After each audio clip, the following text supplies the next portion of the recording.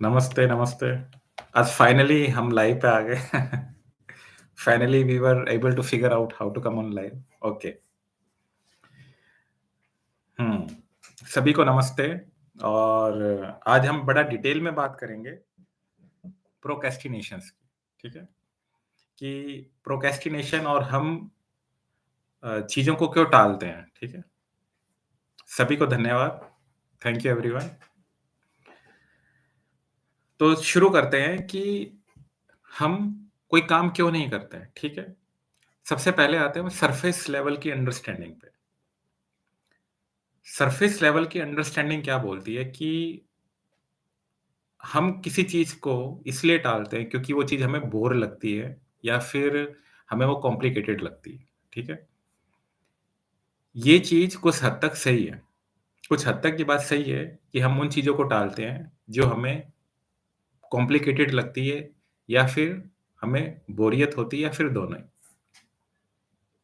लेकिन उसमें एक चीज़ है, हम डेली ब्रश करते हैं, ठीक है? हम डेली अपना मुँह धोते हैं, हम नहाते हैं डेली, ठीक है? हम कपड़े भी रेगुलर धोते हैं, पर हमको तो इसमें कुछ इंटरेस्ट नहीं आ रहा। रूटीन में करते जा रहे हैं, तो हमें तो बोर हो जाना चाहिए था। हमें ये चीज़ें छोड़ देनी चाहिए थी। डेली हम खाना बना रहे हैं, ठीक है? तो हमें छोड़ देनी चाहिए थी, लेकिन हम नहीं छोड़ते इन चीज़ों को, ठीक है? तो यानी कि ये रीज़न देना कि ओनली बोरियत और कॉम्प्लिकेशंस की वजह से हम प्रोक्रेस्टिनेट करते हैं, ये ठीक नहीं है। हम समझते हैं कि हम किस काम को प्रोक्रेस्टिनेट कर रहे हैं और क्यों कर रहे हैं, ठीक है? जैसे एग्ज़ाम्पल लेते हैं ड्राइविंग का, ठीक है? हम देखते हैं कि बहुत सारे लोग ड्राइविंग कर रहे हैं, कमी नहीं है लोगों की। इंडिया में बहुत सारे लोग हैं जो ड्राइव करते हैं, ठीक है? अब सोचिए कि हमें ड्राइविंग सीखनी है, लेकिन हमारे माइंड में क्या आ रहा है कि मुझे अ, ड्राइविंग करना दिक्कत हो सकती है, ठीक है? आपका कोई भी एक्सक्यूज़ दे रहा है आपका माइंड कि सुबह उठना पड़ेगा या मेरे पास पैसे मेरे स्पेंड हो जाएँगे ड्राइविंग पे। It doesn't make any sense, ठीक है?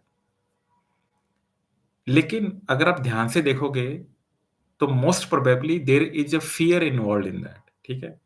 फ़ियर क्या है कि अगर मैं ड्राइव करूँगा या करूँगी, तो कहीं मैं किसी को कार भिड़ा तो नहीं दूँगी, ठीक है? तो आप बोलेगा कि ठीक है, ये कार भिड़ने का फ़ियर है, तो मैं कार को स्लो ड्राइव करूँगी या करूँगा, ठीक। लेकिन अगर आप उसके भी रूट में जाओगे, तो उसके रूट में क्या आएगा कि अगर मैं किसी को हिट करता हूँ, तो सामने वाला अगर मुझसे कॉन्फ्लिक्ट करेगा, अगर मुझसे लड़ाई लड़ेगा, तो मैं हैंडल कैसे करूँगा? तो यानी कि जो ड्राइव करने की जो प्रोक्रेस्टिनेशन थी, उसके रूट में कौन-सा फ़ियर है कि मैं कॉन्फ्लिक्ट को कैसे हैंडल करूँगा।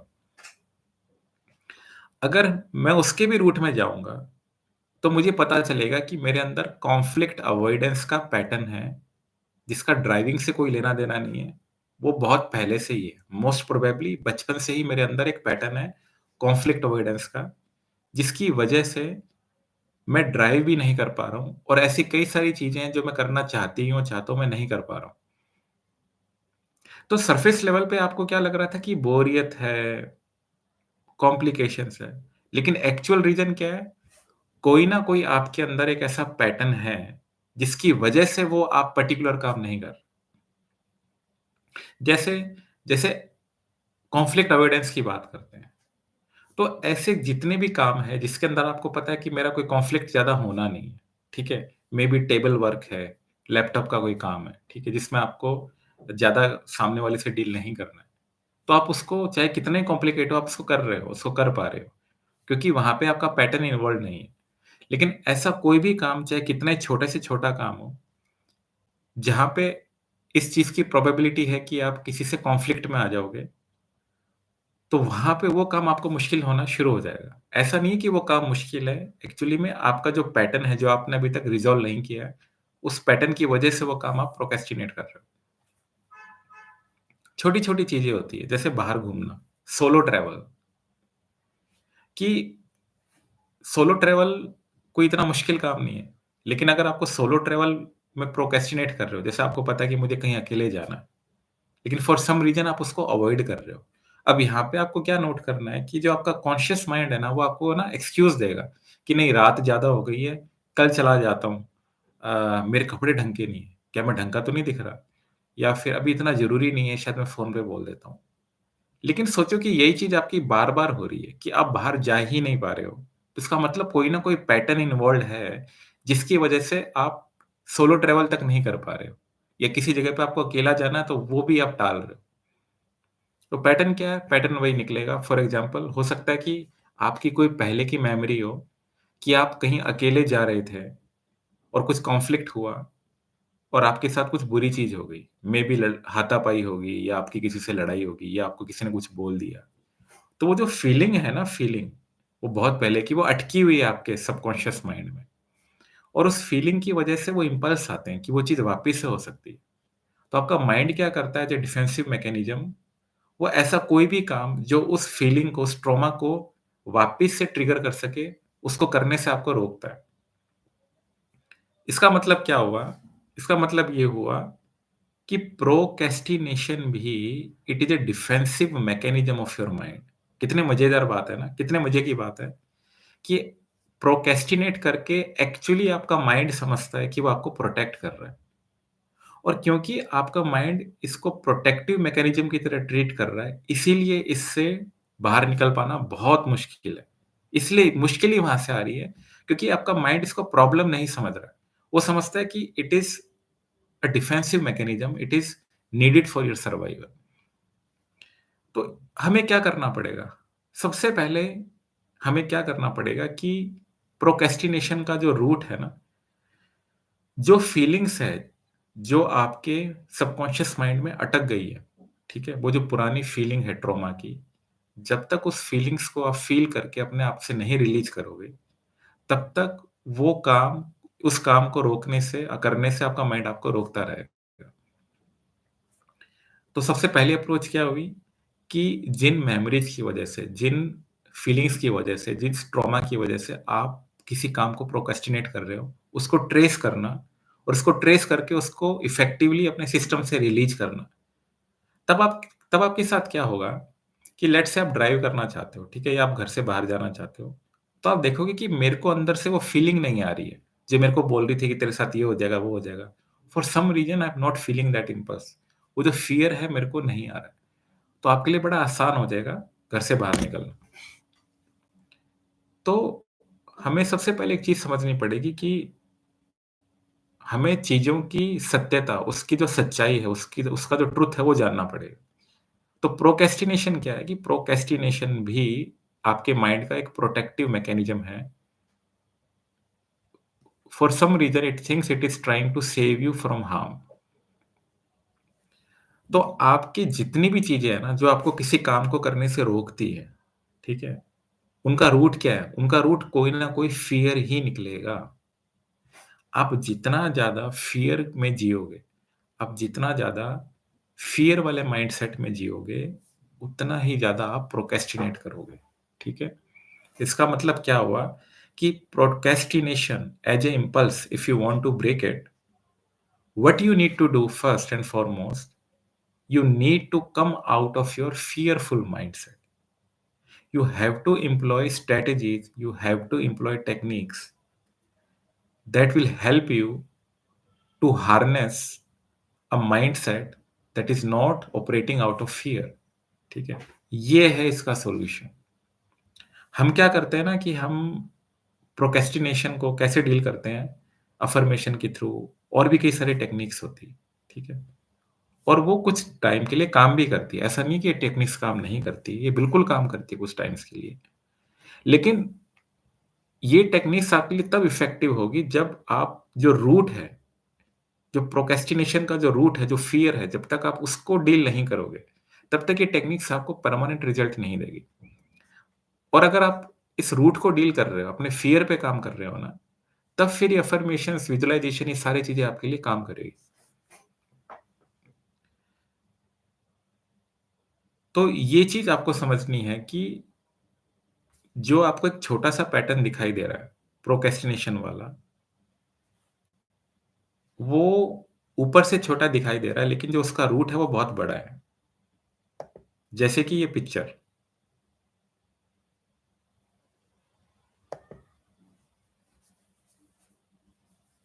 हुँ।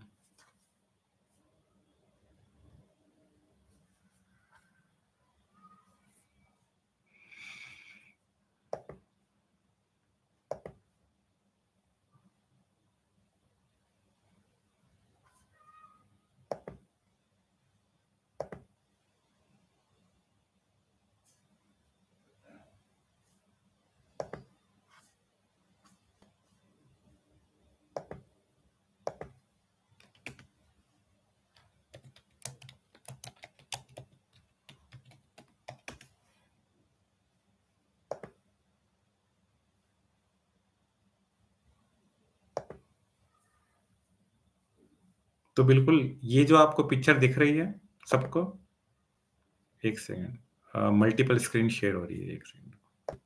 हुँ,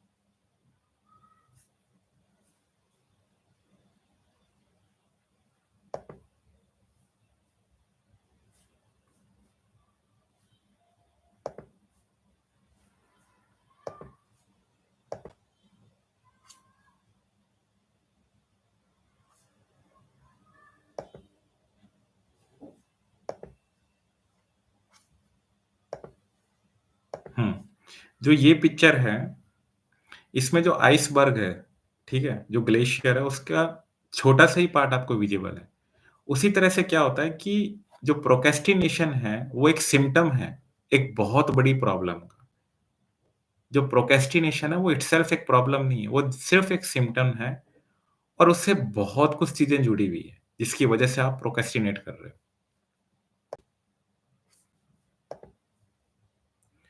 यानी कि आपको एक चीज़ समझनी होगी, जब आपके पास कोई प्रॉब्लम आती है, जब आप किसी पैटर्न को ऑब्ज़र्व करते हो कि ठीक है प्रोक्रेस्टिनेशन मेरा पैटर्न है फॉर एग्ज़ाम्पल, तो first thing you need to realise how do you approach it? अगर आप इसको एक-एक प्रॉब्लम की तरह अप्रोच करोगे ना, तो आप डरने लग जाओगे कि प्रॉब्लम है। आप हो सकता है भागना शुरू कर दो या आप इसको जज करना शुरू कर दो। सबसे पहली चीज़ ये है कि you have to look at as an opportunity, ठीक है? प्रोक्रेस्टिनेशन एक पैटर्न है, ये एक अपॉर्च्युनिटी है so that you can increase self awareness about you. ये एक पैटर्न है जिसकी वजह से आपको समझ में आएगा कि मुझे कुछ करने की ज़रूरत है। मैं बार-बार इस चीज़ को क्यों टाल रहा हूँ? ऐसा क्या हो गया इतने साल गुज़र गए हैं, एक छोटी-सी चीज़ है, कुछ तो गड़बड़ है कि मैं इसको बार-बार क्यों टाल रहा हूँ, ठीक है? तो ये चीज़ क्या आपको रिमाइंड कराएगी कि लुक विदिन योरसेल्फ, कुछ ना कुछ गड़बड़ है उसको देखिए। आपके बिलीफ सिस्टम में, आपके वैल्यू सिस्टम में, आप जिस तरह से जो आपके परसेप्शंस है शायद उसमें कुछ बहुत फंडामेंटल मिस्टेक है, कुछ गड़बड़ है जिसको आपको मॉडिफाई करने की ज़रूरत है। तो जितने भी पैटर्न्स हैं ना including procrastination, they are a window for you to change yourself and to grow yourself, ठीक है? वो ग्रोथ की एक अपॉर्च्युनिटी होती है। ये सब एक सिम्पटम्स होते हैं और जो अंडरलाइंग प्रॉब्लम्स होती है, वो बहुत डीप होती है। जैसे फ़ियर है, कॉन्फ्लिक्ट अवॉइडेंस है, ठीक है? पीपल प्लीज़िंग है कि अगर मैं अपने आप को एक्सप्रेस करूँगा, जैसा मैं चाहता हूँ, अगर मैं अपनी ऑथेंटिसिटी लोगों को दिखाऊँगा, अगर मैं अपने पंख फैलाऊँगा, ठीक है? तो कहीं मेरे आस-पास के लोग जलना तो शुरू नहीं हो जाएँगे? क्या लोग मुझसे दूरी बनाना तो नहीं शुरू हो जाएँगे? क्या लोग मेरे के बारे बारे में ये तो नहीं बोलना शुरू कर देंगे कि इसमें एटीट्यूड आ गया है, इसमें घमंड आ गया है, ठीक है? इसमें ईगो आ गया है। तो ये सब क्या है? ये सब वो अंडरलाइंग फ़ियर्स है। These are the underlying fears, these are the underlying perceptions that are stopping you to do that particular thing that you should have done by now, ठीक है? तो ये चीज़ है कि बहुत रूट के अंदर कुछ और ही कहानी चल रही होती है और उसका छोटा-सा आपको एक सिम्पटम समझ में आता है प्रोक्रेस्टिनेशन। तो आपको कोई भी अपना पैटर्न सॉल्व करना है, तो सबसे पहले आपको ये चीज़ समझना होगा कि वो जो पैटर्न है, वो एक अपॉर्च्युनिटी है, आपके अंदर कुछ चीज़ सही करने की, कुछ चीज़ मॉडिफ़ाई करने की। तो आपका पर्सपेक्टिव पूरा चेंज हो जाएगा।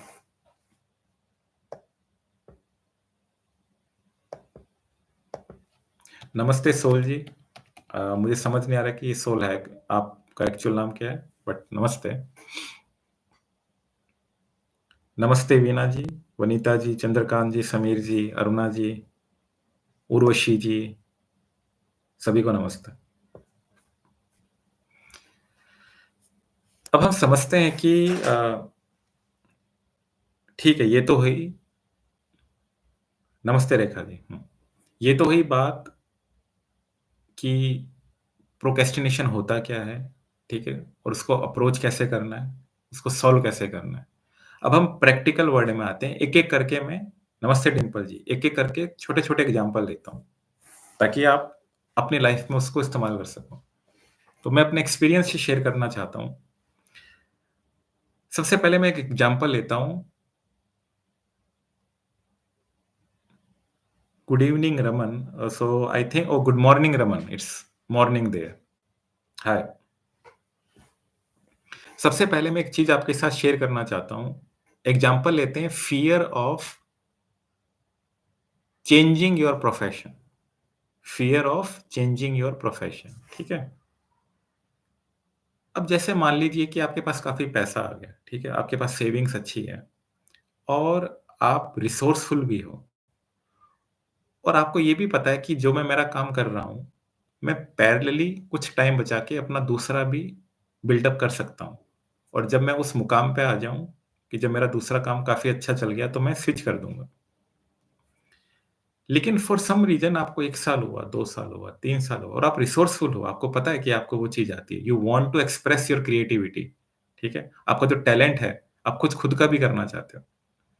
लेकिन आप फॉर सम रीज़न 3 साल हो गए, 4 साल हो गए और after 4 for 5 years you realise कि मैंने तो एक स्टेप भी नहीं लिया। मैं तो स्टेप भी नहीं लेना चाह रहा, ठीक है? ये क्या प्रॉब्लम है? क्या ये नॉर्मल सिर्फ़ मैं अपना काम टाल रहा हूँ या मेरे अंदर कुछ ऐसी चीज़ें हैं जो मुझे फेस करनी पड़ेगी, मुझे सॉर्ट आउट करनी पड़ेगी? मैंने क्या पाया ना इसमें कई सारी चीज़ें होती हैं, ठीक है? कई सारी चीज़ें इसमें ये होती है कि जब आप अपने आप को एक्सप्लोर करोगे ना कि मैं ये काम क्यों टाल रहा हूँ? 3 या 4 साल हो गए मुझे, जबकि मेरे पास रिसोर्सेज़ हैं, मेरे पास नेटवर्क बन गया है, मुझे पता है मुझे क्या करना है, तो भी मैं एफर्ट भी नहीं कर रहा हूँ, ठीक है? आपको पहले ब आपको ना शुरुआती रीज़न आपका माइंड क्या देगा? आपका माइंड बोलेगा कि हाँ, क्योंकि तेरे को ऐसा लगता है कि तेरी जॉब छूट जाएगी, फिर तू क्या करेगा? ठीक है? वो सरफेस लेवल की अंडरस्टैंडिंग है। एक्चुअली में जॉब कहाँ छूट रही है? आपके पास जो खाली टाइम है, उसमें भी तो उस चीज़ को आप डेवलप कर सकते हो। जब आप सबकॉन्शियसली इस प्रॉब्लम से डील करोगे ना, जब आपको समझ में आएगा कि नहीं, ये जो सिम्पटम है, ये 4 साल से मैं इस चीज़ को टाल रहा हूँ। This is pointing to something very deep underlying problem within me that I need to address but I haven't addressed it yet, ठीक है? तो इस केस में कई बार क्या होता है कि जब आप अपने अंदर इंट्रोस्पेक्शन करोगे, आप अपने सबकॉन्शियस माइंड को टटोलोगे, तो आपको रियलाइज़ आएगा कि जो काम मैं करना चाहता हूँ ना, लेट्स से कि मैं अभी जॉब कर रहा हूँ, मेरा अच्छा पैकेज है, अच्छी सैलरी, मेरी जॉब सिक्योर्ड है।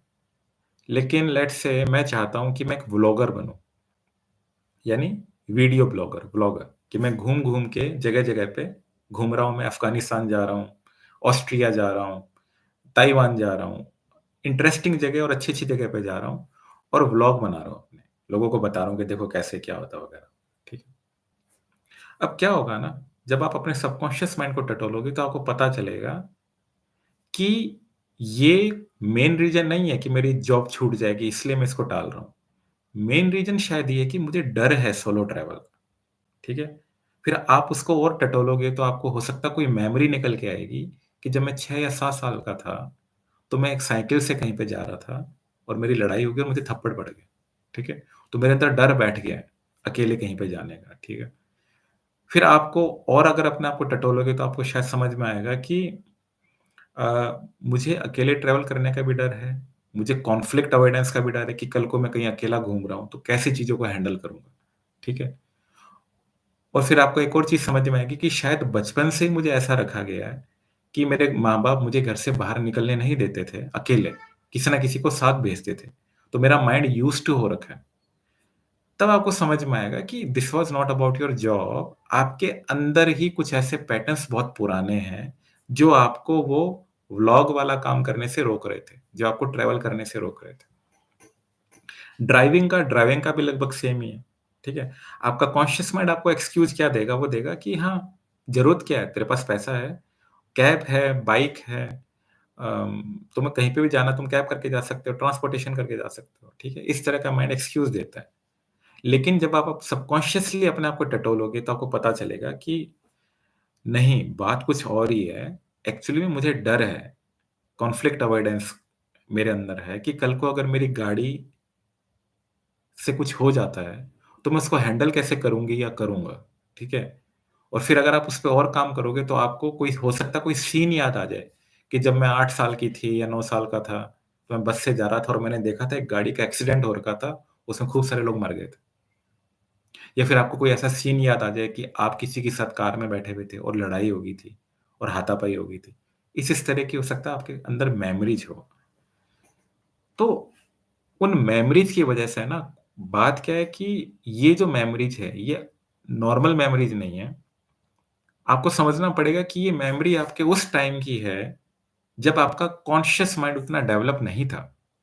ये मेमोरीज़ उस टाइम की है जब आपका माइंड एक स्पंज की तरह था, सॉफ्ट माइंड था, ठीक है? एक बार जिसमें जो चला गया, चला गया। बाहर निकालना मुश्किल है। तो ये सारी मेमोरीज़ आपके उस टाइम की है जब आप अपना कॉन्शियस माइंड ज़्यादा यूज़ नहीं करते थे क्योंकि आपका डेवलप नहीं हुआ था। आपका सबकॉन्शियस माइंड, आपका जो इमोशनल ब्रेन है, फीलिंग वाला ब्रेन है, वो ज़्यादा डोमिनेंट था। तो ये सारी की सारी चीज़ें कहाँ पे घुसी हुई है? आपकी फीलिंग वाले माइंड में, ठीक है? और क्योंकि ये फीलिंग्स हैं, इनका कुछ रीज़न नहीं है, तो अब हो क्या गया? आप बड़े हो गए हो। अब बड़े हो गए हो, लेकिन वो फीलिंग्स अभी भी अटकी हुई है आपके सबकॉन्शियस माइंड में, आपके हार्ड ड्राइव में। तो अब जैसे ही आप ड्राइव कर रहे हो, ठीक है? या तो आपको लगेगा कि यार मेरे को ना घबराहट हो रही है। या फिर समझो कि हो सकता है कि आप ड्राइव कर रहे हो और रात के 6 बज गए। जैसे ही अंधेरा हुआ, you are feeling some kind of fever inside you. आपको ऐसा लग रहा है कि मैं घबराहट हो रही है, डर लग रहा है मेरे को, मेरी बॉडी को शिवर कर रही है। तब आपको समझ में आएगा कि हो सकता है कि जब मैं 6 साल की थी, तो रात को 6 बजे मैं भटक गई थी, ठीक है? और जब मैं घर पे गई तो मेरी बहुत पिटाई या मेरा बहुत पिटाई हुआ।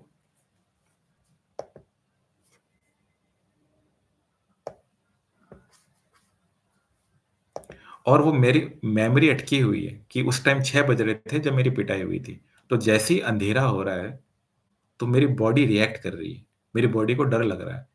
लेकिन आप बड़े हो चुके हो, आपको कॉन्शियसली याद नहीं है। अब आप क्या कर रहे हो सकता है कि आप न्यूरोलॉजिस्ट के पास जा रहे हो। आप सोच रहे हो कि शायद आपको कोई फीवर है, कोई सिम्पटम्स है। आपने सारी रिपोर्ट्स अपनी चेक कराई, सब कुछ नॉर्मल है। आपको एक्चुअली क्या हो रहा है कि वो चीज़ें आपकी फीलिंग मेमोरी में, आपके सबकॉन्शियस माइंड में, वो डिटेक्ट नहीं होने वाली। वो कोई आपकी बॉडी के अंदर कुछ चीज़ बन के नहीं बैठी हुई कि जो डिटेक्ट हो जाएगी। वो एज़ अ फीलिंग आपके सबकॉन्शियस माइंड में अटकी हुई है। वहाँ से वो इम्पल्सेस आपको आ रहे हैं क्योंकि आपकी जो बॉडी है ना, वो डिफरेंशिएट नहीं कर पा रही है, फीलिंग में और रियलिटी में। तो आपकी बॉडी को तो बस एक चीज़ पता है कि जैसे ही अंधेरा हुआ, तो इसको बहुत पिटाई हुई थी, इसको ट्रॉमा मिला था। वो पेन वाली मेमोरी आपकी बॉडी में अभी भी फिक्स्ड हो रखी है, घुसी हुई है। तो आपकी बॉडी तो प्रोग्राम्ड है कि जैसे ही अंधेरा हो, वो वाली फीलिंग वापस आपके आ जाएगी, ठीक है? तो कई बार क्या होता है कि आपको कई चीज़ें फ़ील होती हैं, कई तरह का फ़ोबिया हो जाता है, कई तरह का आपको बुखार आता है, लेकिन जब आप टेस्ट कराने जाते हो तो सब कुछ नॉर्मल होता है। तो उसका रीज़न क्या होता है? मोस्टली उसका रीज़न यही है कि ये चीज़ आपके सबकॉन्शियस माइंड से आ रही है, ठीक है? और इसलिए वो डिटेक्ट नहीं हो पा रही है। तो ये चीज़ बड़ी ज़रूरी है और आपको देखो सबसे इस चीज़ के बारे में अवेयरनेस होना बहुत ज़रूरी है कि किस तरह से आपको ऑपरेट किया जाता है, ये सोचने में बड़ा अजीब लगता है। कि लेट्स से कि मैंने सोचा कि मैंने उसको ये चीज़ बोली और बाद में मेरे को रियलाइज़ हुआ कि I was made to speak like that, ठीक है? मेरे को लग रहा था कि मैं लोगों की हेल्प कर रहा हूँ या मेरे को लग रहा है कि मैं सभी लोगों को खुश करना चाहती हूँ या हेल्प कर रही हूँ। लेकिन अब मेरे को समझ में आया कि मैं जो लोगों की हेल्प हर किसी की जो हेल्प करना चाह रहा था, उसका रूट तो फ़ियर है। उसका रूट तो फ़ियर ऑफ लॉस है कि वो नाराज़ ना हो जाए, ठीक है? तो ये जो अवेयरनेस है ना, ये बहुत ज़रूरी है कि जो आपका कॉन्शियस माइंड आपको जो रीज़निंग बता रहा है ना और आप देख रहे हो कि इससे मेरे को प्रॉब्लम हो रही है, मैं अपने आप को प्रायोरिटी नहीं दे पा रहा हूँ। मैं अपने आप को टाइम नहीं दे पा रहा हूँ। मैं किसी को ना नहीं बोल पा रहा हूँ और मैं सबके काम मैं ही कर रहा हूँ। ठीक है? और मुझे पता है मुझे नहीं करने चाहिए। लेकिन मेरा माइंड मेरे को क्या बोलता है कि यही चीज़ ठीक है, अच्छी चीज़ है, तू लोगों की हेल्प कर रहा है। लेकिन मेरे को ये भी समझ में आ रहा है कि मैं हर किसी की हेल्प नहीं कर सकता। तो वो आपको इसलिए समझ में नहीं आ रहा है क्योंकि आपको जो ग्लेशियर है, जो आइसबर्ग है उसकी टिप ही दिखाई दे रही है। उसके जो पीछे जो नीचे की कहानी है कि ये जो मेरा बिहेवियर है ये शुरू कब से हुआ था? कहीं ऐसा तो नहीं है कि मैं बचपन से ही कुछ मेमोरीज़ की वजह से मैं बचपन में ये सब लोगों को पीपल प्लीज़ करना सीख चुका हूँ। कहीं ऐसा तो नहीं है कि जो फ़ियर ऑफ लॉस है वो इसलिए है क्योंकि बचपन बचपन में मैंने मेरे पेरेंट्स खो दिए। क्या मेरी मम्मी खो दी है, पापा खो दिए। कहीं ये फ़ियर ऑफ लॉस वहाँ से तो नहीं आ रहा है? क्या उस चीज़ की वजह से तो मैं लोगों को खुश नहीं कर रहा हूँ? जबकि मेरा कॉन्शियस माइंड कहता है कि मैं लोगों की हेल्प करना चाहता हूँ। तो ये जो रियलाइज़ेशन है ना, ये बहुत इम्पोर्टेंट है। मतलब मैं बता नहीं सकता कि कितनी ज़्यादा ज़रूरी है इस चीज़ की अवेयरनेस होना, कि जिन पैटर्न्स में आपको प्रॉब्लम हो रही है ना, उनका जो एक्चुअल कॉज़ है, मोस्टली वो एक ऐसा कॉज़ है कि जिसकी आपको कुछ पता ही नहीं है कॉन्शियसली। आपको मतलब आप सोच भी नहीं सकते। क्योंकि जब वो मेमोरी आपके सामने आती है ना, तो आप बोलते हो इतनी छोटी-सी मेमोरी कि बचपन में मेरी चॉकलेट किसी ने छीन ली थी और मैं रोने लग गया था। इतनी छोटी-सी मेमोरी। हाँ, इतनी छोटी-सी मेमोरी है, लेकिन मेन बात ये थी कि आपकी कॉन्शियस अवेयरनेस में वो मेमोरी है ही नहीं, वो आपसे छुपी हुई मेमोरी है। जब तक चीज़ें आपसे छुपी रहती है ना, तब तक उनका इफ़ेक्ट आप पे बहुत ज़्यादा रहता है। तो सबसे ज़रूरी ये चीज़ है कि वो मेमोरी भले ही छोटी-सी मेमोरी है, अभी आपको लग रहा है वो मेमोरी छोटी है, लेकिन जब आप 3-4 साल के थे ना, तब वो आपके लिए बहुत बड़ा ट्रॉमा था कि किसी ने आपकी चॉकलेट छीन के खा ली। और वो जो फीलिंग है, वो जो ट्रॉमा है, वो अभी तक आपने प्रोसेस नहीं किया है, वो अभी भी अनप्रोसेस्ड है, आपकी हार्ड ड्राइव में चिपका हुआ है वो चीज़। तो आपका माइंड डिफरेंशिएट नहीं कर पा रहा है, कौन-सा माइंड? आपका फीलिंग माइंड को थोड़ी पता है कि आप एडल्ट हो गए हो। वो तो अभी भी उस फीलिंग को सच मान के बैठा हुआ है। तो वहाँ से डिस्कनेक्ट आता है। जैसे ही आपको अपनी मेमोरीज़ के बारे में पता चलता है ना कि ये चीज़ यहाँ से आ रही है, तो वो जो मेमोरी हिडन थी, जो आपके सबकॉन्शियस माइंड में थी, अब वो उठ के आपके कॉन्शियस माइंड में आ चुकी है। जैसे ही वो मेमोरी आपके कॉन्शियस माइंड में आई, तो उसका जो इफ़ेक्ट है आप पे बहुत कम हो गया। अब आपके माइंड को पता चल रहा है कि नहीं, वास्तव में ये छोटी-सी चीज़ थी और अब ये बड़ा हो चुका है या बड़ी हो चुकी है and she can handle herself. तो सबसे पहले ज़रूरी ये है कि ऐज़ ए हैबिट आप लोगों की खूब सारी हैबिट होती है। किसी को गाना गाना अच्छा लगता है, किसी को म्यूज़िकल इंस्ट्रूमेंट प्ले करना अच्छा लगता है, ठीक है? किसी को ट्रैवल करना अच्छा लगता है, किसी को कुकिंग अच्छी लगती है, किसी को रीडिंग अच्छी लगती है। बहुत सारी हैबिट्स होती है सभी लोगों की। किसी को गार्डनिंग अच्छी लगती है। इसको भी एक हैबिट बनाओ कि जब मुझे टाइम मिलेगा ना तो मैं अपने सबकॉन्शियस माइंड को एक्सप्लोर करूँगी। मैं ऐसी टेक्निक्स के बारे में सीखूँगी कि मेरे सबकॉन्शियस माइंड में क्या चल रहा है, उसको भी मेरे को एक्सप्लोर करते रहना है, ठीक है? वो हैबिट आपके बहुत काम आएगी। उससे क्या होगा कि जितना आपकी शैडो है, जो आपकी अनकॉन्शियस अवेयरनेस है, जितना वो आपके कॉन्शियस अवेयरनेस में आएगी ना, तो उसका इफ़ेक्ट आप पे कम होता जाएगा। चीज़ें और ज़्यादा बैलेंस और नॉर्मल होती जाएगी। तो हम क्या कर सकते हैं? जब मैं खाली बैठा हूँ, तो ऐसा तो है नहीं कि हम 24 घंटे किसी थेरेपिस्ट या हीलर या शैडो वर्कर से ही सेशन लेते रहें, ऐसा तो पॉसिबल नहीं है। तो मेरी रेगुलर लाइफ़ में मैं ऐसा क्या कर सकता हूँ या कर सकती हूँ कि उस चीज़ को इंटीग्रेट करने के लिए, कि अपने सबकॉन्शियस माइंड को एक्सप्लोर करने करने की हैबिट मैं कैसे अपने रेगुलर लाइफ़ में ला सकती हूँ। तो उसके लिए कुछ टेक्निक्स बताता हूँ मैं आपको, जैसे उसके लिए एक टेक्निक है कि आप ड्राइंग करो। ड्राइंग आपको कैसे करनी है, आप बिना सोचे-समझे ड्राइंग करो, ठीक है? फॉर एग्ज़ाम्पल कि अगर आप अपनी साँस रोकते हो ऐसा, तो आप देखोगे कि जब आप साँस रोकते हो, तो जो ट्रैफ़िक ऑफ थॉट्स है आपके माइंड में वो बहुत कम हो गए। कई बार तो थॉट आना ही बंद हो जाती है, जैसे आप साँस रोकते हो। तो आपने साँस रोकी, अब आप ड्रॉ करना शुरू कर दो। जैसे अपने एक एग्ज़ाम्पल लेते हैं, ठीक है? अगर मैं पता करना चाहूँ कि मेरे अंदर क्या चल रहा है सबकॉन्शियसली, ड्राइंग के थ्रू, तो जैसे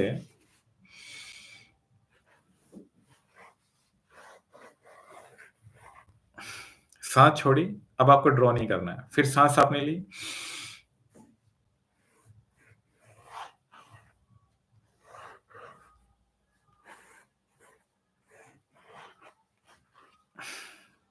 ठीक है? ऐसा आपने लेट्स से 1 मिनट तक किया। अब जैसे एक पैटर्न बनाइए, ठीक है? अगर आपको दिख रहा है तो। अब ये कोई पिक्चर बनी है। मेरे को नहीं पता ये पिक्चर क्या है, but it looks like a rose, ठीक है? ये एक फ्लावर जिस तरह से ऊपरी एक रोज़ फ्लावर को आप ऊपर से देखो, जैसा लगता है वैसे दिखाई दे रहा है ये, ठीक है? अब देखो, इसमें एक चीज़ समझो आप, मैंने रोज़ नहीं बनाया। मेरे दिमाग में नहीं था कि ये रोज़ आ रहा है, लेकिन मेरे से बनी वही चीज़ है, ठीक है? तो मैं सबकॉन्शियसली मेरे दिमाग में क्या है, रोज़ फ्लावर है, इस टाइम, उसकी इमेज है। ऐसे ही आप और क्या कर सकते हो अपने बारे में और जानने के लिए कि मेरे सबकॉन्शियस माइंड में क्या चल रहा है? आप एक और चीज़ कर सकते हो, आप साँस रोक के राइटिंग लिखो कुछ, जैसे मैंने साँस रोकी,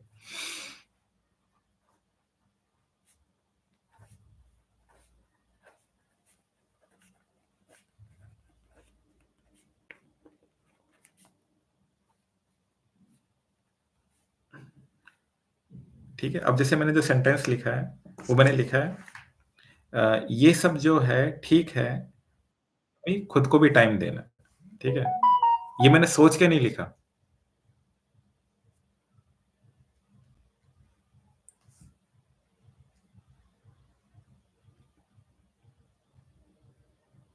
हुँ, तो ये मैंने सोच के नहीं लिखा है। मैंने क्या लिखा अभी, ये सब जो है ठीक है, पर थोड़ा खुद को भी टाइम देना है, ठीक है? ये मेरे सबकॉन्शियस माइंड में चल रहा है। यानी सबकॉन्शियसली मेरी जो शैडो है, वो ये चीज़ चाह रही है कि तुम अभी खुद को और टाइम दो, ठीक है? तो ये बड़ी अच्छी चीज़ है ना, ये इतनी बढ़िया मैं बोलता हूँ कि इतनी अच्छी एक्सरसाइज़ है ये कि आप साँस रोकी आपने और लिखना शुरू किया, फिर छोड़ी, फिर साँस रोकी, फिर लिखना शुरू किया। और यू विल बी सरप्राइज़्ड कि आपके माइंड में चल क्या रहा था, ठीक है? आपको काफ़ी पता चलेगा कि मेरे सबकॉन्शियस माइंड में क्या चीज़ें हो रही थी। तो ये छोटी-छोटी टेक्नीक्स हैं। धीरे-धीरे क्या होता है कि इवन जब आप ओमनी प्रेजेंस को फ़ील कर रहे होते हो, ठीक है? या आपने आइज़ क्लोज़ करी और इफ यू कैन अगर आप एक ऐसी स्टेट में जा सकते हो कि ठीक है, मैं सिर्फ़ ऑब्ज़र्व करूँगा या मैं सिर्फ़ ऑब्ज़र्व करूँगी, जो आना आने दो। शुरू-शुरू में क्या होगा कि जो आपके कॉन्शियस माइंड में चल रहा है वो आएगा, ठीक है? लेकिन आपको जज नहीं करना आने दो, आने दो। आप सिर्फ़ देख रहे हो। धीरे, धीरे, धीरे क्या होगा, कुछ मिनट्स बाद आपके जो सबकॉन्शियस माइंड के गहरे में जो चल रहा है, वो चीज़ें आने लग जाएगी, ठीक है? अब देखो, इसको एज़ ए हॉबी लो, एज़ ए एक्सप्लोरेशन कि I want to know more about myself, ठीक है? ऑब्सेशन में मत आओ कि मैं ये पता करके और मैं पता नहीं बहुत कुछ कर दूँगा, ऐसा नहीं है कि मेरे को सिद्धि मिल जाएगी या मैं चेतना के उच्चतम शिखर पे पहुँच जाऊँगा, वो सब नहीं। एज़ ए हॉबीज़ रिलैक्स, आपका मन किया आप गाना गा लेते हो, आपका मन किया आप ड्राइव कर लेते हो। तो ऐसे ही आपका मन किया, तो क्यों ना जो मेरे अंदर चीज़ें छुपी हुई है, क्यों ना उनके बारे में जाना जाए, as a hobby, as a interest, ठीक है? बड़ी मज़ेदार चीज़ें होती हैं। कई बार है ना आपको ऐसे खजाने मिल जाएँगे ना अपने अंदर कि आप बोलोगे वाह! मेरे अंदर इतनी ज़्यादा क्रिएटिविटी छुपी है, मेरे को पता ही नहीं था। कई सारे साइंटिस्ट हैं, उनको जिन चीज़ की इक्वेशंस के बारे में नहीं पता चल रहा था या जिन फ़ॉर्मूलाज़ के बारे में नहीं पता चल रहा था, वो उनको अपने सबकॉन्शियस माइंड से आए। वो उनके अंदर छुपे हुए थे, ठीक है? लेकिन जैसे ही उन्होंने कुछ ऐसा किया कि वो बाहर आए, तो दे वर सरप्राइज़्ड कि ये चीज़ मेरे अंदर छुपी हुई थी। तो ये है और ये सारी चीज़ें आप लोगों को पता ही है, आप लोगों को रिपीटिंग नंबर्स दिखाई देते हैं। आपको अच्छी तरह से मालूम है कि चीज़ें आपकी कितनी कंट्रोल में हैं और कितनी नहीं है। मतलब आप मैसेज ही तब करते हो जब 11-11 हो रहा होता है या आप किसी को फ़ोन करते हो इवन कई बार आप किसी से बात कर रहे हो, तो आपने 11 मिनट 11 सेकंड तक बात करी होती है या आपने कई बार 1 घंटे 44 मिनट तक बात करी होती है। तो आपको खुद को पता है कि किस तरह से फिक्सेशन में चीज़ें हो रही हैं, ठीक है? एक फिक्स्ड फ्लो में चीज़ें हो रही हैं। आप जितना कॉन्शियसली करते हो ना, वो सिर्फ़ एक सरफेस लेवल है। जैसे मैंने ये पेन उठाया, अभी टाइम हो रहा है 9:50 मैंने 9:50 को ये पेन क्यों उठाया? इसके पीछे बहुत बड़ी प्रोसेसिंग इन्वॉल्व्ड है। जैसे आप जब लैपटॉप खोलते हो अपना, तो आपको विंडो दिखाई देती है। तो विंडो जो आपको दिखाई दे रही है ना, उसके पीछे बहुत बड़ी प्रोग्रामिंग उस प्रोग्रामिंग के पीछे हार्डवेयर के अंदर बहुत सारे इलेक्ट्रिकल सर्किट्स, बहुत सारे ट्रांजिस्टर्स, बहुत सारी चिप्स, बहुत कुछ इन्वॉल्व्ड है। इतनी कॉम्प्लिकेटेड एक्टिविटी इन्वॉल्व्ड है ना, सिर्फ़ कि मेरे को स्क्रीन पे विंडो दिखाई दे रही है। ऐसे ही जो जब आप कुछ बोलते हो ना, गुड मॉर्निंग, आपने किसी को बोला गुड मॉर्निंग, लेकिन अगले दिन आप उस इंसान को बोल रहे हो नमस्ते, अगले दिन बोल रहे हो शुभ सवेरा। आपको क्या लग रहा है कि मैं मज़े-मज़े में कर रहा हूँ, ठीक है? हाँ, मेरा अच्छा हुआ। लेकिन यकीन मानिए कि जो आप मज़े-मज़े में भी जो कर रहे हो ना, उसके पीछे भी बहुत कुछ पहले ही हो चुका है और जो आपके मुँह से निकल रहा है ना, वो सिर्फ़ एक रिज़ल्ट है। उसकी प्रोसेसिंग बहुत पहले हो चुकी है, ठीक है? आप कल सुबह उठ के किसको सबसे पहला मैसेज करोगे, उसकी प्रोसेसिंग ऑलरेडी हो चुकी है। तो किसी भी प्रॉब्लम को अप्रोच करने का सही तरीका क्या है? किसी भी प्रॉब्लम को अप्रोच करने का सही तरीका ये है कि उसके जहाँ से प्रोसेसिंग हो रही है ना, वहाँ पे जितना ठीक किया जाए उतना अच्छा है। ऊपर-ऊपर से चीज़ ठीक करोगे जैसे मैं आपको एग्ज़ाम्पल देता हूँ कि बहुत अच्छा एग्ज़ाम्पल है, डिप्रेशन। किसी को डिप्रेशन है, ठीक है? अब आपको ये पता है कि उस इंसान को मीठा खाना पसंद है। अब उस इंसान ने आपको फ़ोन किया, आपको बोला कि मेरे को ना स्ट्रेस हो रहा है, मेरे को डिप्रेशन हो रहा है, मैं क्या करूँ? आपने बोला चॉकलेट खा लो। उसने बोला चॉकलेट खाने से ठीक हो जाएगा? हाँ, बिल्कुल ठीक हो जाएगा। उसने चॉकलेट खाई, उसका डिप्रेशन कुछ टाइम के लिए चला गया, उसको अच्छा फ़ील हो रहा है। हाँ, ठीक है। फिर वापस से उसको डिप्रेशन आ गया। अब आप उसको चॉकलेट पे चॉकलेट खिलाए जा रहे हो। एक्चुअली में जो आपकी अप्रोच है सॉल्यूशन की, वो आप सिम्पटम को ही ट्रीट कर रहे हो, ठीक है? लेकिन उससे सिम्पटम जा नहीं रहा है, वो फिर से आ रहा है। आपकी अप्रोच क्या होनी चाहिए कि जिस प्रोसेसिंग की वजह से डिप्रेशन क्रिएट हो रहा है, उस प्रोसेसिंग में चेंज करना पड़ेगा। यानी कि जिस प्रोग्रामिंग की वजह से आउटपुट x + y = z आ रहा है, उस प्रोग्रामिंग में चेंज करना पड़ेगा। जिन लोगों को प्रोग्रामिंग आती है, उनको पता है मैं क्या बोल रहा हूँ। जब आप एक प्रोग्राम बनाते हो, लेट्स से आपने पाइथन का एक प्रोग्राम बनाया, ठीक है? अब उसका रिज़ल्ट आया 3 + 4 = 5। अब आप क्या कर रहे हो कि यार ये 3 + 4 = 5 नहीं 7 होना चाहिए। अब सोचो, आप इमेजिन करो कि आप स्क्रीन पे चेंज कर रहे हो, कि नहीं मैं स्क्रीन के अंदर कुछ प्रोग्रामिंग करता हूँ कि मेरे को 7 दिखाई दे और आपने एचटीएमएल और पता नहीं क्या-क्या यूज़ करके आपने कर भी दिया। लेकिन अगली बार वापस से आपने प्रोग्राम रन किया तो 3 + 4 = 5 ही आया। तो उसका चेंज कहाँ से होगा? उसका चेंज हो स्क्रीन पे नहीं होगा। उसका चेंज होगा उसकी प्रोग्रामिंग में जाके, कि जहाँ पे आपने प्रोग्रामिंग में गड़बड़ कर दी है, वहाँ पे जाके सही करना पड़ेगा कोड, फिर अपने आप उसका सही रिज़ल्ट आएगा।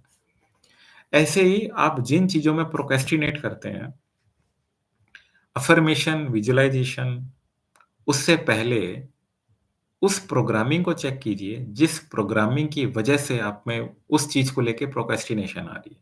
क्या वो फ़ियर है? क्या वो कॉन्फ्लिक्ट अवॉइडेंस है? क्या वो फीलिंग ऑफ जजमेंट है? क्या आपके अंदर ऐसे बिलीफ सिस्टम है कि ज़्यादा सक्सेसफुल होना मतलब गलत बात है? क्या आपके अंदर ऐसे बिलीफ सिस्टम है कि अगर मैं ज़्यादा लोगों को हेल्प कर पाऊँगा तो कल को मैं करप्ट ना हो जाऊँ, ठीक है? Fear of success. तो वो जो प्रोग्रामिंग में गड़बड़ आ गई है ना, बचपन के अंदर या फिर early years of your ages, उस प्रोग्रामिंग को ठीक कीजिए। आपके वैल्यू सिस्टम में कहीं न कहीं जो गड़बड़ आ गई है, उस प्रोसेसिंग को ठीक कीजिए। ऑटोमैटिकली क्या होगा, आपको एक-एक चीज़ सॉल्व नहीं करने की। जैसे अगर आपका कॉन्फ्लिक्ट अवॉइडेंस चला गया, अगर आपका जो फ़ियर ऑफ कॉन्फ्लिक्ट है, अगर वो चला गया, तो आपकी प्रोक्रेस्टिनेशन के साथ पीपल प्लीज़िंग के साथ अप्रूवल सीकिंग के साथ वैलिडेशन के साथ-साथ ओवरथिंकिंग ये सब एक साथ चला जाएगा। क्यों? क्योंकि ये सारे तो बेचारे सिम्पटम्स थे छोटे-छोटे जो निकल कहाँ से रहे थे? कॉन्फ्लिक्ट अवॉइडेंस से। तो जो चीज़ों का रूट है ना, वहाँ पे जाया करो। चीज़ों के रूट के अंदर उनका सॉल्यूशन छुपा होता है और आप सरफेस लेवल पे अगर चीज़ों को ठीक करोगे ना, तो ज़्यादा से ज़्यादा आपको टेम्परेरी फिक्सेस मिल जाएँगे। पर ऐसा ही होता है, हम है ना जज बहुत जल्दी करते हैं। हमने कहीं से 2 वर्ड्स रट लिए टॉक्सिक पीपल। अब आप एक रिलेशनशिप में हो, ठीक है? अब आपने क्या किया कि हाँ, आपके एक्सपेक्टेशंस के अकॉर्डिंग कोई चीज़ नहीं हुई, आपने बोला कि यार मेरा पार्टनर टॉक्सिक, चाहे वो औरत हो चाहे आदमी हो, टॉक्सिक है ये, ठीक है। आप सरफेस लेवल पे मत देखो। आपको ये भी चेक करना पड़ेगा कि उसका जो बिहेवियर है ना, क्या वो रिपिटिटिव है? अगर उसका बिहेवियर रिपिटिटिव नहीं है और वो अक्सर ऐसा नहीं करता है, तो समझ में आता है कि शायद मेरी तरफ से भी कोई इनपुट आया होगा कि इसको ट्रिगर हो गया, ये ट्रिगर हो गया। अगर उसका बिहेवियर रिपिटिटिव है, तो उसका रूट पे जाओ। उसके रूट में जाओ और सबसे पहले आपको ये पता करना है कि उसका बिहेवियर का जो रूट है, जो प्रॉब्लम है, वो सॉल्वेबल है भी कि नहीं? फॉर एग्ज़ाम्पल कि कैट है, मैं अपने कैट को सिखा रहा हूँ कि उसको हर जगह पॉटी नहीं करनी, तो वो मैं सिखा सकता हूँ, ठीक है? वो चीज़ प्रोग्रामेबल है। लेकिन अगर मैं सोचूँ कि यार मैं मेरे कैट को सिखाना चाहता हूँ कि ये हंट ना करे, ये चूहा नहीं मारे, ये बिल्कुल भी हंट करना छोड़ दे, तो क्या ये चीज़ चेंजेबल है कि नहीं है? कहीं ये ऐसा तो नहीं कि इसका सॉफ्टवेयर ही ऐसा है? तो क्या होता है कि अगर आपको लगता है कोई पर्सन टॉक्सिक है और एक्स, वाई, जेड है, तो try to find the root. अगर रूट से आपको ये समझ में आता है कि ये चीज़ सॉल्वेबल है, तो बहुत अच्छी बात है। लेकिन अगर आपको रूट से ये समझ में आता है कि नहीं, ये तो सॉफ्टवेयर है इसका ऐसा, ये है ही ऐसा, ये है ही ऐसी, तो फिर आपका टाइम भी बच जाएगा और आप इसको प्रॉब्लम को दूसरे तरीके से अप्रोच करोगे, कि शायद इसका फंडामेंटल बिहेवियर ऐसा है। For example introversion, extroversion. कुछ लोग नेचुरली इंट्रोवर्ट होते हैं, कुछ लोग नेचुरली एक्सट्रोवर्ट होते हैं। कुछ लोग ऐसे होते हैं जो इंट्रोवर्ट थे, लेकिन कुछ ट्रॉमास की वजह से या कुछ मेमोरीज़ की वजह से एक्सट्रोवर्ट ज़्यादा हो गए। कुछ ऐसे लोग हैं जो एक्सट्रोवर्ट हुआ करते थे, लेकिन ट्रॉमा की वजह से इंट्रोवर्ट हो रहे हैं। कुछ ऐसे लोग होते हैं कि वो कुछ खास लोगों के साथ एक्सट्रोवर्ट हैं और नहीं तो उनको इंट्रोवर्ट रहना पसंद होता है। तो हमें सॉफ्ट ये भी देखना है कि जिस चीज़ को मैं प्रॉब्लम समझ रहा हूँ, कहीं वो सॉफ्टवेयर से तो नहीं आ रही है। और वो कब पता चलेगा जब हम चीज़ों को सरफेस लेवल पे देखना बंद करेंगे, हम उनके रूट में जाने की कोशिश करेंगे, ठीक है? तब आपको ज़्यादा क्लैरिटी के साथ पिक्चर समझ में आएगी। और ये अप्रोच आप हर जगह अपना सकते हो। अगर आप स्पिरिचुअलिटी में भी हो,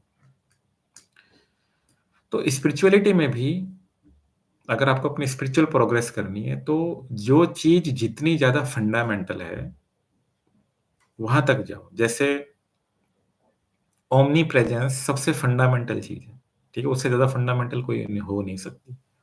तो आप किसी भी जगह इस चीज़ को अप्लाई कर सकते हो कि जितना आप रूट में जाओगे ना, उतना उस चीज़ का सॉल्यूशन और ज़्यादा हेवी होगा। और सरफेस लेवल पे चीज़ों को समझ के अगर आपने जज कर लिया, तो आप में क्लैरिटी नहीं आएगी, कल को गिल्ट भी आ सकती है कि शायद मैंने गलत तरीके से जज कर लिया। और ये चीज़ आपको खुद में अप्लाई करनी है। चाहे वो प्रोक्रेस्टिनेशन हो, चाहे पीपल प्लीज़िंग हो, कॉन्फ्लिक्ट अवॉइडेंस हो, चीज़ों के सबकॉन्शियस रीज़न को समझिए। उनकी शैडो को समझिए कि ये सारे जो मैं अच्छा, मुझे कैसे पता कि मुझे कौन-सी चीज़ ठीक करनी है, कौन-सी नहीं करनी? अगर कोई चीज़ आपको प्रॉब्लम दे रही है, अगर कोई चीज़ आपको आपकी हेल्थ को अफ़ेक्ट कर रही है, आपको क्लियरली पता चल रहा है कि मेरे को दुःख होता है, मेरे को बार-बार मैं इस चीज़ से परेशान हो गई हूँ या हो गया हूँ, तो ऑफ़ कोर्स आपको वो चीज़ सॉल्व करनी है और फिर उसके सबकॉन्शियस रूट देखने हैं कि वो चीज़ आ कहाँ से रही है। कहीं ऐसा तो नहीं है कि ये मेरा लर्न्ड बिहेवियर है और मैं इसको ये कॉन्शियसली नहीं, मैं इसको सबकॉन्शियसली कर रही हूँ या कर रहा हूँ। तब आपकी प्रॉब्लम का सही मायने में सॉल्यूशन होगा। आप में से किसी को कोई क्वेश्चन पूछना तो पूछ सकते हैं।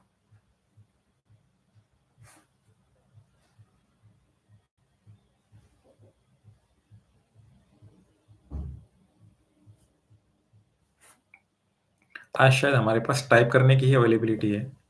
तो अगर आपको कुछ पूछना है या बोलना है तो आप टाइप कर सकते हो।